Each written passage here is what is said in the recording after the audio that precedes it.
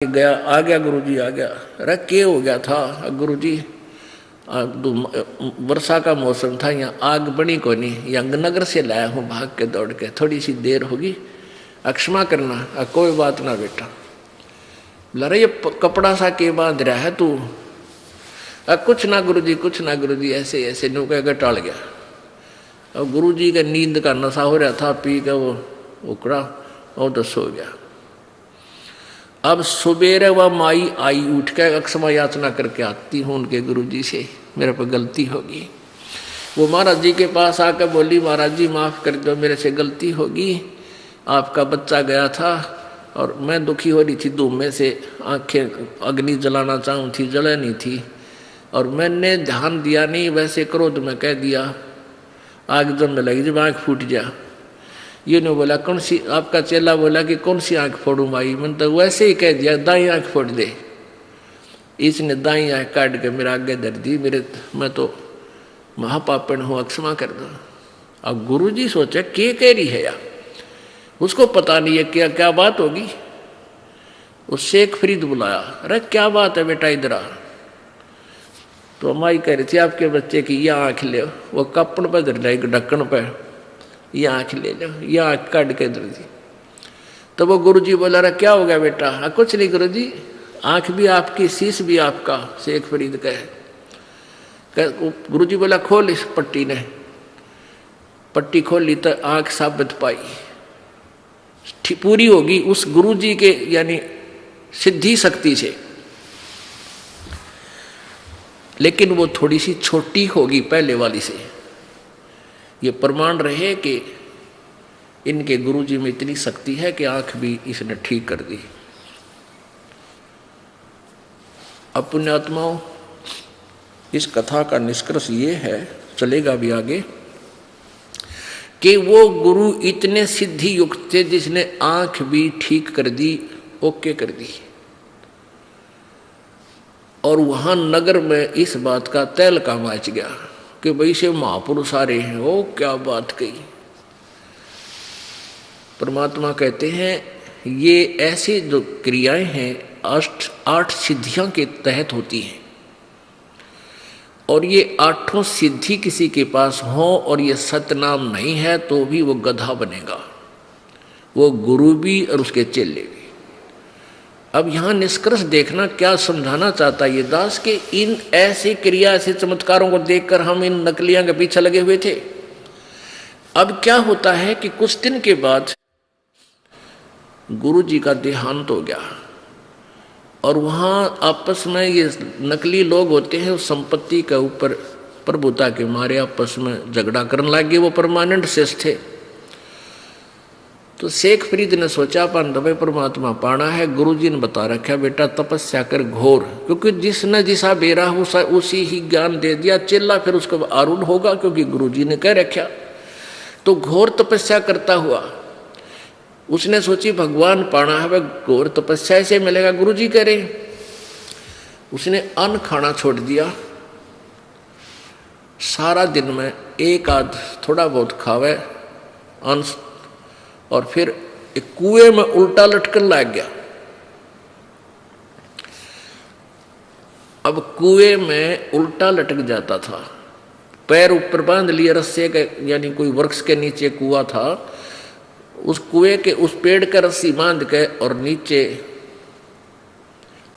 उस कुएं में लटक जाता, और एक बार बाहर आ जाता, थोड़ी बहुत देर धूप दाप लगाता बाहर बैठ के ताजी हवा में। 12 वर्ष तक ऐसी क्रिया करता रहा, और अंत में इतना वीक शरीर हो गया, कमजोर हो गया कि मांस कहीं शरीर पर नहीं, अस्थि पिंजर रह गया, हाड दिखाई दे, और लेटा हुआ था बाहर ऐसे। इतने में कौवे आ गए, उन्होंने सोचा ये मानस मर गया, व्यक्ति मर चुका है, और इस पर शरीर पर तो कितना मांस है कोई नहीं, इसकी आंख निकाल लिया, ये खावांगे। माथे पाकर बैठ गए वह। तब शेख फरीद ने कहा कि हे भाई कव्यो, मेरी आंख मत खाओ, मेरे शरीर पर मांस कहीं भी तुम्हें मिला वो मांस खा लो, मेरी आंख छोड़ दो, हो सकता है मुझे परमात्मा दर्शन दे दे। यूं कह के रोने लग गया। और वो आवाज सुनी तो वो कौवे उड़ गए कि तो आदमी जीव है। तो उसने फिर पैर धीरे धीरे सरक के रस्सा बांध ही रखा था और फिर कुएं में लटक गया और बुरी तरह रो रहा है, फूट फूट कर रोया और कह रहा है कि अल्लाह ने दीदार दिया नहीं और शरीर का अंत निकट आ गया, अब क्या बने प्रभु, परमात्मा के दर्शन हुए नहीं, ऐसा बुरी तरह रो रहा है। वो कबीर परमात्मा, वो अल्लाह अकबर, वो अल्लाह कबीर आया चल के वहाँ से, वहाँ प्रगट हो गए उस कुएं के ऊपर और उस रस्से को पकड़ कर जिसको बांध कर नीचे लटका हुआ था उसको ऐसे खींचने लगे ऊपर। अब पहले शेखप्रीत जी ऐसे लटका करते थे तो गडरिए, ये ग्वाले या पाली भेड़ बकरियां चराने वाले शरारत कर जाते थे, उसका रस्सा पकड़ के और ऐसे हिला देते, छोड़ देते थे। शेखप्रीत का दे इधर लगा कुएं का जाकर कभी इधर लगता था, कभी ऐसे करके अपनी जान बचाता था बेचारा। तो उसने सोचा आज फिर कोई शरारती आ गया, अरे इसने तो बाहर निकाल लिया, ये भी वो कूटा छेती करेगा। जब उसने नौका न्यू बाहर निकाल लिया, कभी परमेश्वर ने ऐसे रस्सा पकड़ा, नीचे लटका हुआ था, वो नीचे हाथ जोड़ कर बोला भाई मुझे ना छेड़े, मुझे तंग ना कर, मुझे अपनी साधना करने थे। परमात्मा बोले क्या कर रहे हो भक्त आप? भाई मैं परमात्मा पाने के लिए साधना कर रहा हूं। परमेश्वर ने कहा भी परमात्मा कैसा है, परमात्मा कैसा है, अल्लाह कैसा है? शेख फरीद कहता वो तो बेचून है, वो तो निराकार है। परमात्मा बोले रहा जो निराकार है तो उसने देखेगा क्यों कर तुम? अब भले आदमी कह के रहा हर कर क्या रहा है, परमात्मा के दर्शनार्थ अल्लाह के दीदार के लिए तो तू पाँव पीट रहा, ये सब प्रयत्न करे और फिर तो अल्लाह तो निराकार है, फिर तो देखेगा टट्टू तुम बता, जो दिखने का है ही नहीं तू देखेगा कि ये था लोक वेद कि लोक वेद से सुनते रहे निराकार साधना कर उसने देखने की, कदम मेडिटेशन कर रहा है कोई किस तपस्या से उसको देखना चाह रहे हैं, प्राप्त करना चाह रहे हैं। अब कहते हैं ज्ञान कार गाम का तो चमका ऐसा लग गया करे, इतनी बात मैं समझ गया रे तेरा गजब हो। और फिर परमात्मा खड़े, काल की बुद्धि हटगी वहां से, कबीर परमेश्वर विद्यमान थे वहां पे, तो एकदम बुद्धि ने काम करा रहा सच्चे तेरा गजब हो। एक तरफ तो हम उसने बेचून का वहां निराकार है और फिर उसे देखने के लिए शरीर नष्ट करने लग रहे, पैर पकड़ दिया उसने, नौका नीचे के नीचे लटके हुए ने कबीर परमेश्वर के चरण पकड़ लिए। उसने ये सोचा कि ये अल्लाह नहीं है तो अल्लाह का जानकार खास है, बाखबर है। कहने लगा भाई भैया आपकी बात हे महात्मा बहुत दम रखती है, बहुत वजन है, मेरी तो आपने चौंध तोड़ दी, अज्ञान हटा दिया।